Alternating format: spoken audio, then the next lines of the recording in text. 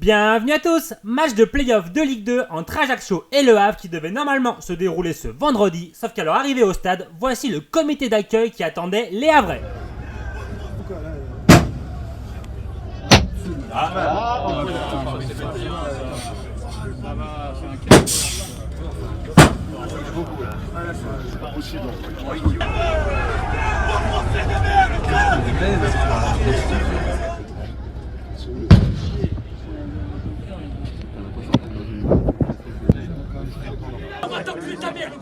C'est des Français de merde. Ça vit pas de couilles, mon ami. Vous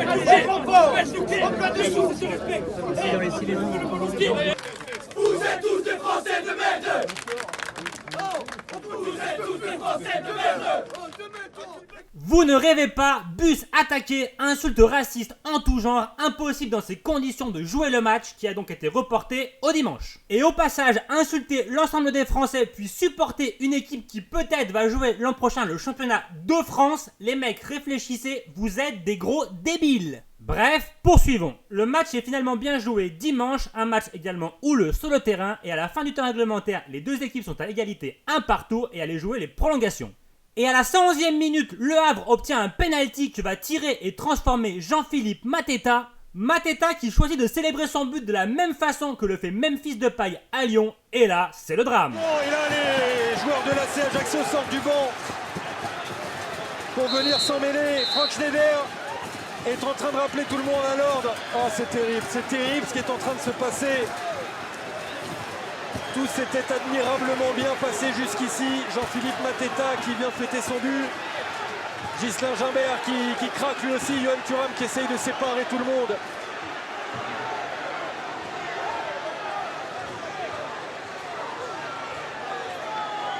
Quelle tristesse. Quelle tristesse. Qu'est-ce que c'est moche. Ouais, c'est vraiment triste. Ce week-end de foot en Corse aura été un fiasco jusqu'au bout. Quelle tristesse absolument lamentable, il s'ensuit une bagarre générale avec envahissement du terrain, le chaos est total et le comble de l'histoire c'est que Mateta qui a subi des insultes racistes tout le match se fait exclure pour avoir célébré son but. Mais là, ça ressemble plus Et à là, rien. on empêche Franck Schneider de sortir son carton rouge. Alors pour moi, nous sommes en direct, hein, donc on vit cette situation en même temps que vous. C'est un carton rouge pour Özdemir. Voilà, pour Mateta, pour Senati. Du grand n'importe quoi et une forme d'injustice envers les joueurs du Havre, en tout cas c'est mon avis, n'hésitez pas bien sûr à me donner le vôtre. Et au final c'est l'AC Ajaccio qui l'emporte au tir au but et devrait donc, si les choses en restent là, affronter Toulouse pour une place en Ligue 1. On a appris il y a quelques minutes que Le Havre a décidé de saisir la Ligue de football professionnel. Effectivement, le club l'a signalé sur les réseaux sociaux, sur Twitter, une série de 8 tweets de la part du Havre qui recense différentes violations d'un certain nombre de règlements de cette ligue et le Havre qui demande au final d'avoir match gagné. Alors il demande d'avoir match gagné, match perdu pour l'AC Ajaccio. Alors ces violations, il y a des insultes à caractère raciste, l'agression du président Vincent Volpe dans les tribunes, 2 envahissements de terrain en cours de rencontre, un projectile, à savoir une bouteille d'eau lancée sur Jean-Philippe Mateta au moment où il s'apprête à tirer le penalty qui permet au Havre de passer devant pendant la prolongation et de mener 2 buts à 1. Il dénonce aussi le non-respect de l'expulsion d'Olivier Pantaloni, le coach ajaccien, qui est allé sur la pelouse pour donner des consignes aux joueurs avant la séance de tir au but.